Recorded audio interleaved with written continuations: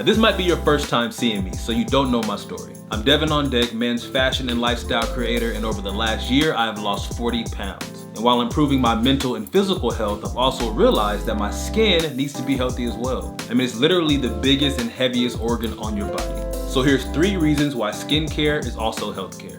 1, you get faster results. Well, at least compared to working out, because it took me months to really see any type of change. But when I finally got a skincare routine, I noticed changes in my skin in like a week. More importantly, my wife did too. Number 2, it slows down aging. Now, obviously, it's a natural process. As we get older, your skin loosens up, it loses elasticity and strength. But personally, I'm in no rush. And basic cleansing, exfoliating, and moisturizing will keep you smoother for longer. And last but not least, number 3, it is easier to maintain. And yes, maintaining healthy skin does take a little bit of conscious effort. And just like brushing your teeth, you rather do it on the regular so you don't deal with bigger issues down the road. And I get it, after a long day, you don't really feel like doing your nighttime skincare routine. I just rather crack a cold one and fall asleep to some anime. But then I know exactly why I have acne 1 or 2 days later.